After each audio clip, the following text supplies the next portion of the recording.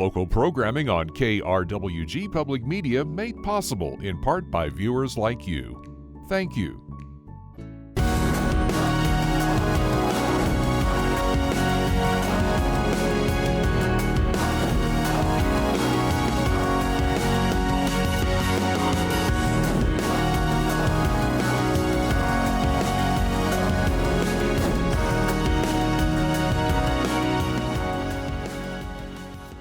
Hello and welcome to Fronteras, a Changing America. I'm Anthony Moreno.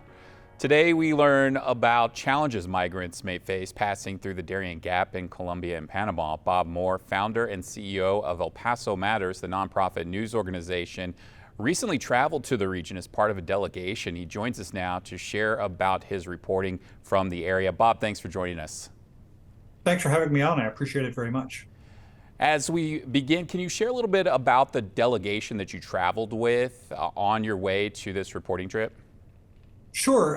It was a delegation organized by a nonprofit, non-governmental organization called the Center for Democracy in the Americas, which has its roots in sort of Cuban policies, but they've really kind of expanded over the years to really take a more hemispheric approach to challenges that face the Western Hemisphere throughout North, Central, and South America. And right now, a lot of the migration issue is passing through Central America, specifically Panama. So the Center for Democracy in the Americas, which I've done some unpaid consulting work for over the years to kind of keep them apprised of what's happening in El Paso as far as migration goes. They invited me to come along on this trip, which was mostly made up of national security experts, people from think tanks, a lot of political connected folks. So we had some people who used to work in the Obama administration, the former chief foreign policy aide to Senator Bernie Sanders, for example. And then we also had some people who are involved in migrant relief efforts and also migrant education efforts to kind of make the American public aware of what's happening with the migration issue. For our audience members who may not be familiar with the Darien Gap and this region, can you give us an understanding of just where it is and what migrants may encounter when they travel through this area? Yeah, and I think it's probably helpful to start with why we went to the Darien Gap. Why should anybody here care about that, right? Basically, starting last year and then up through the spring of this year, much of the migration we saw at the U.S.-Mexico border was a new kind of migration. Prior to 2022, most migration came from Central American countries like Guatemala, Honduras, and El Salvador, plus Mexico, obviously, and kind of came straight up from what's known as the Northern Triangle up through Mexico and then into the United States. But we had a big change in 2022 when we began to see a lot more migration from Venezuela, which is a country that's going through incredible challenges because of poor governance and some other issues. And so people from Venezuela were coming through this area that connects Colombia and Panama called the Darien Gap. And it's called a gap because it's the only place in the 1,900-mile route of the Pan American Highway where they weren't ever able to put pavement through. So it's the one area where the highway just can't go through. And that's because it's a very dense, very mountainous jungle range.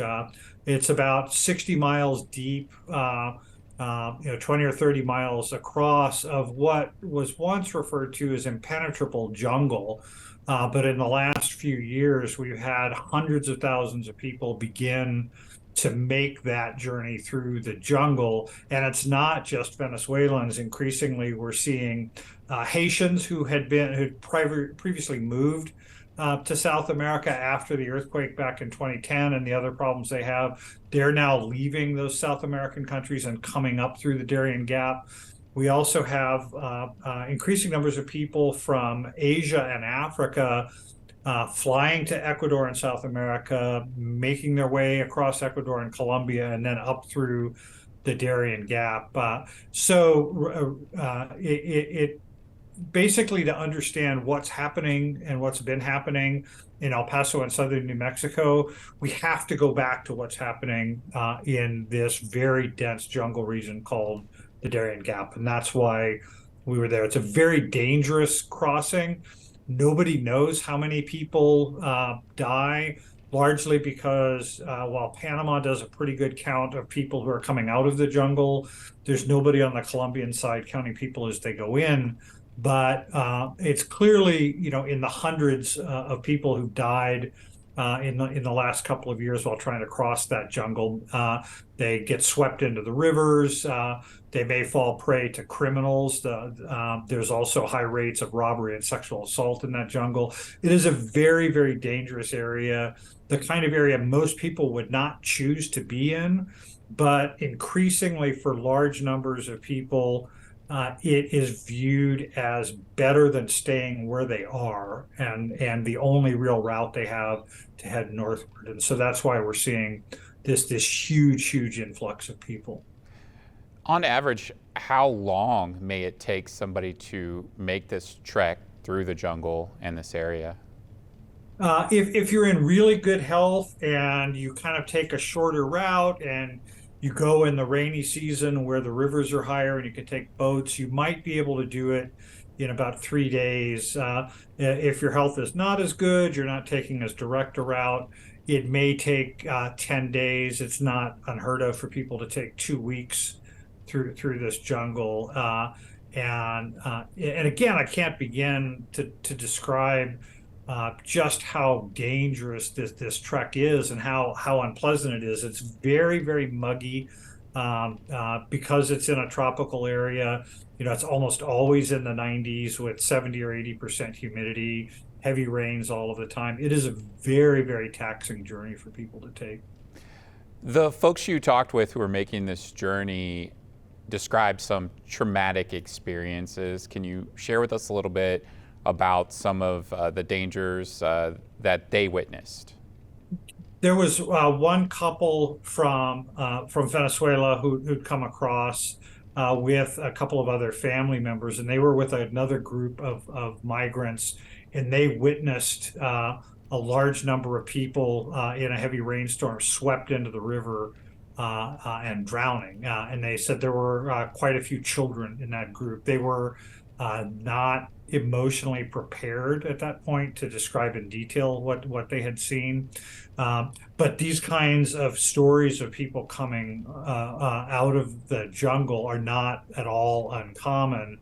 And when I approached this family, I mean, you could just tell by the look on their face that they had undergone some sort of horrific trauma. And they had a very, very difficult time describing it, and it was just very emotionally crushing just to listen to their story. Are many aware of just how long and perhaps how dangerous this trip may be before they embark on it? Yeah, that's a great question because there's not an easy answer to that. I think most people understand that it is a difficult journey, but I don't think they understand how difficult until they get into it. And they are often misled by two groups of people, basically. One, the criminal organizations that are responsible for smuggling them through, who will tell them, yes, it's difficult, but you can do it and we'll help you. The other source of misinformation are friends and family members who have made it through. Often they've gotten to the United States and they'll send word back saying, yes, it's difficult, but you can do it. And once you get here, there's a real upside. I think most people are reluctant to express what they've been through on the journey, and also are trying to encourage family members to make the journey. So I don't think most people who cross fully understand the dangers they're taking on. They do know it's dangerous, but as I said at the outset, this is what passes for a good option for them as they try to escape poverty or violence or whatever the situation is they're fearing where they currently live. So from what you're saying and from reading your reporting, misinformation may be playing a role in this journey as well for folks? it clearly plays a role, and we spent a lot of time talking to officials with the Panamanian and U.S. governments, as well as UN organizations that are on the ground there about what they're trying to do to counter that misinformation. It's hard to tell, how much of a role that plays. There's basically kind of two theories of the case here when people talk about why people migrate. One is that they're on the move, they're desperate, they need to get out of the situation they're in, and they're just going to go. The second is that they are misled by transnational criminal organizations and family members who've made it through, that the journey is doable. The truth is probably somewhere in the middle there, and kind of exactly where in the middle is really important, because it plays into what sorts of strategies we begin to deploy to make sure people have the right information and don't undertake these dangerous journeys. But there are a large number of people who are going to go no matter what, just because what they're leaving is such a bad situation. But because of the way we've structured our pathways into the United States, there are very few legal pathways for people from South America to come to the United States. It really empowers these organized crime groups to mislead people, because it becomes the only path to go forward. And these organized crime groups, both in South America and in Mexico, are literally making hundreds of millions of dollars moving people through these areas, because there aren't other paths right now.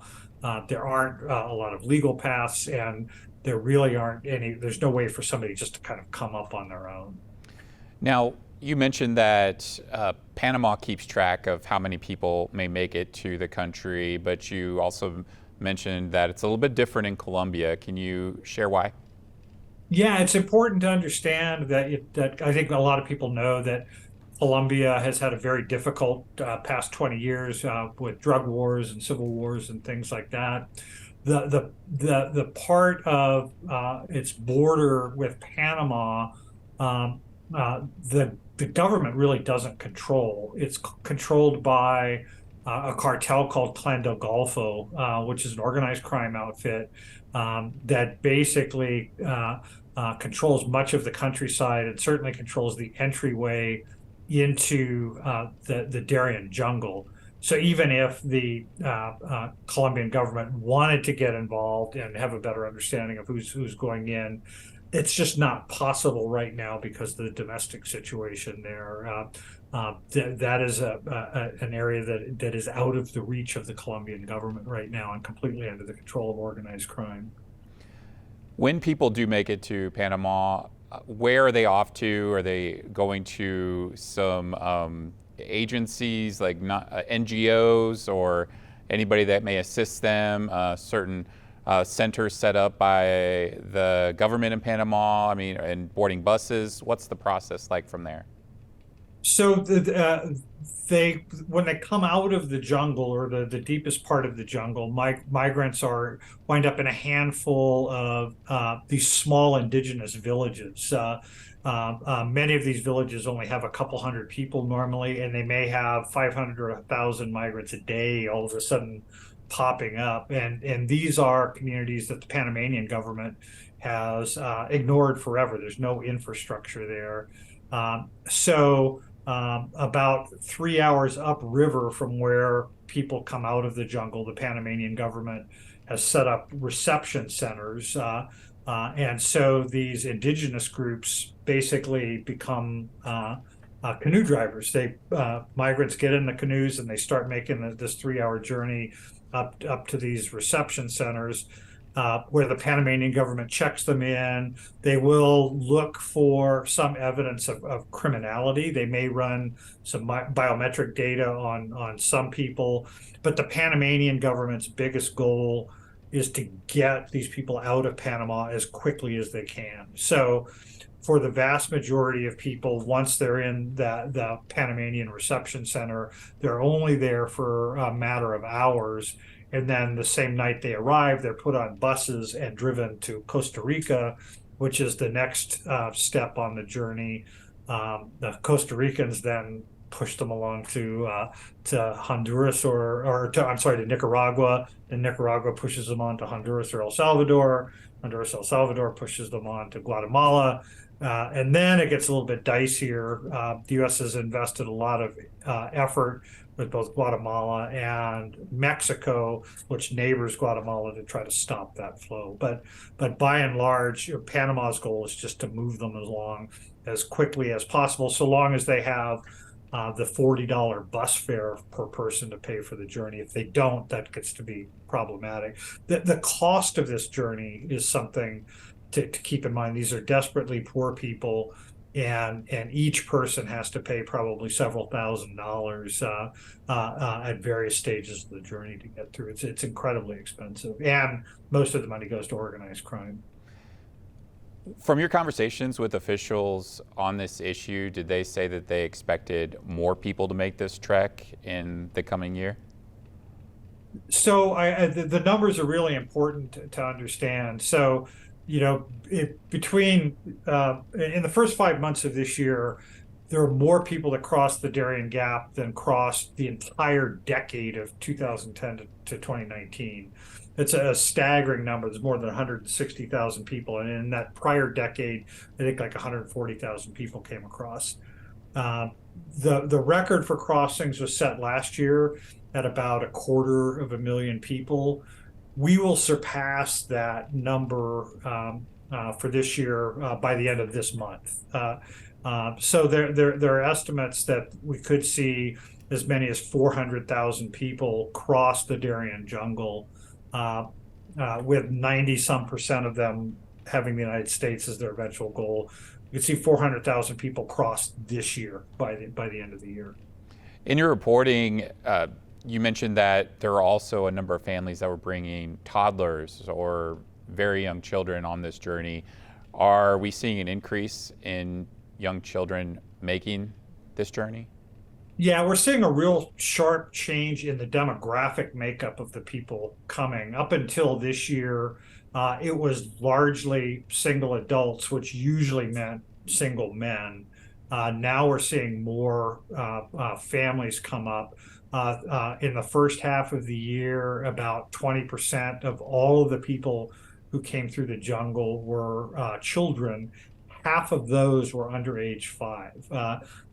So we're seeing, like 15, 20,000 kids who come under the age of 5 who come through that jungle just in the first six months of this year.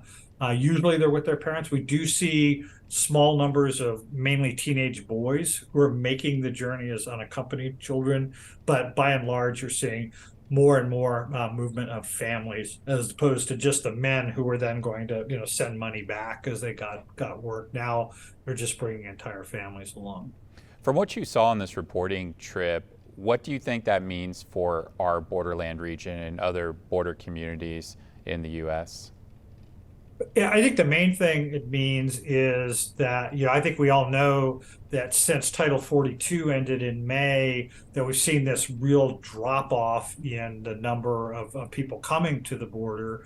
The Biden administration has somewhat celebrated this in press releases, but the numbers we're seeing still coming through in Panama suggest that that's not going to last, that we're going to see another increase in the coming weeks and months of more and more people arriving at our border.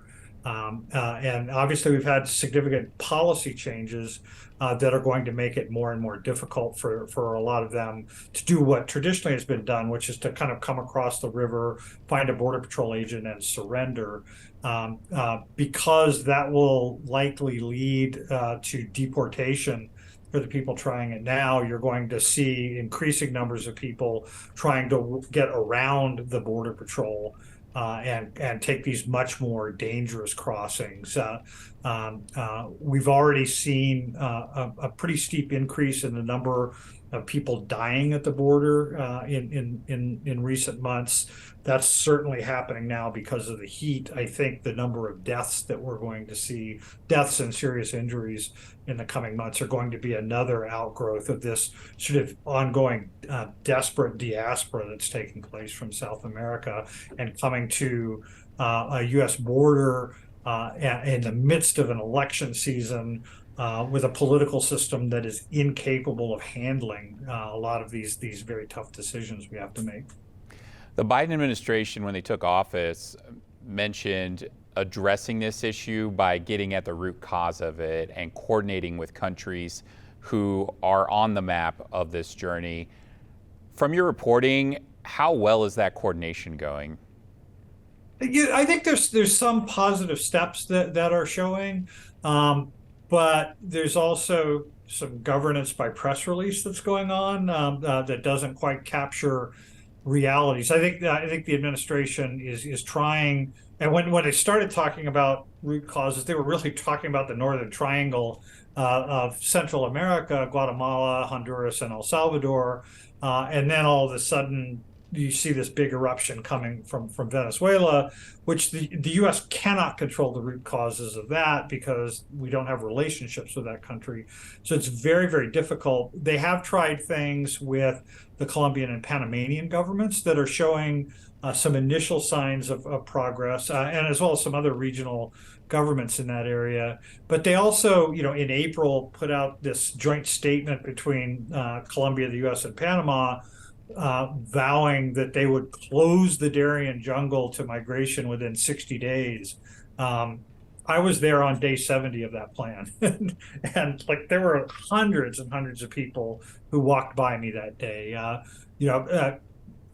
It's a good reminder that deterrence and enforcement, which form the backbone of U.S. border control policy, largely don't work and haven't worked since we began it in the 1990s. And I think something we should all think about here in our region is if people are willing and able to make their way through an impenetrable jungle to make their journey northward, what makes us think a fence or a wall is going to stop them when they get here?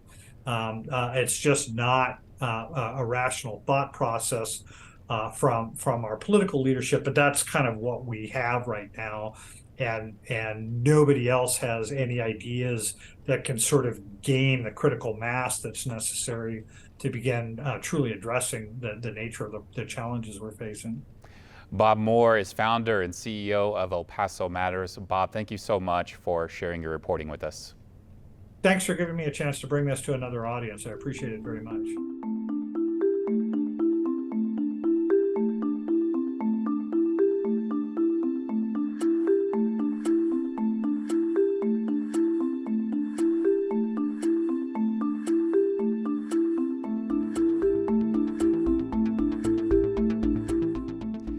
We now move on to share a story of a local choir that has brought joy to senior citizens' homes for the past 50 years. In this Living Here segment, our producer Christian Valle shares the story of the Young at Heart Chorus.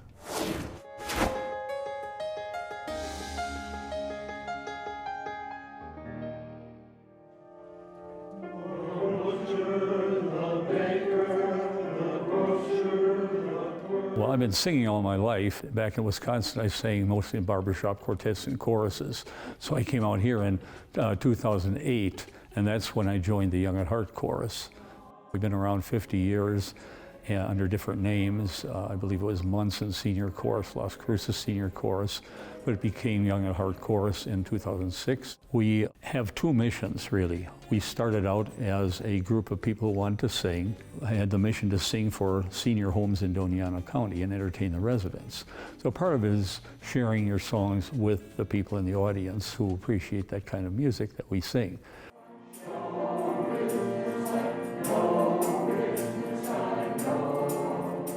A place for older folks to get together, sing songs they like, create a musical family of sorts, and that's what you get from it, is that bond and the ability to sing, and singing is good for you in so many ways, mentally, physically, and everything, so you get all those benefits.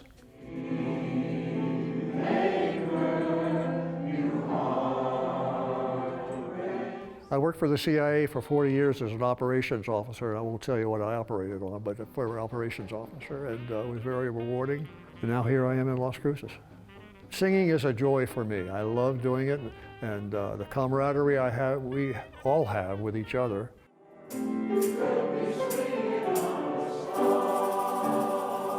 Everyone in the chorus loves to sing, so they're in the chorus, and they also love to sing for other people. And we sing at senior homes. So the songs that we sing are old songs, and those are the ones the seniors want to hear. So it's a love-love situation. So join. It's a joy to sing with the people that love to sing.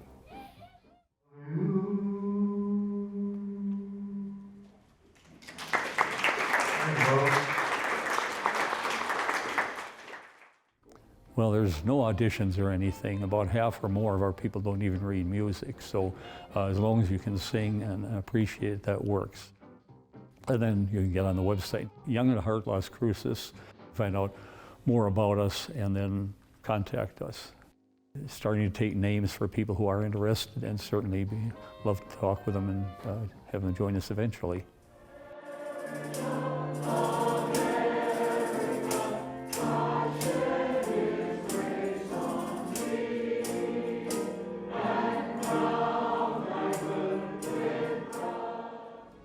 Thanks for joining us on the program this week. Stay updated with news anytime at our website, krwg.org. I'm Anthony Moreno. We'll see you next time.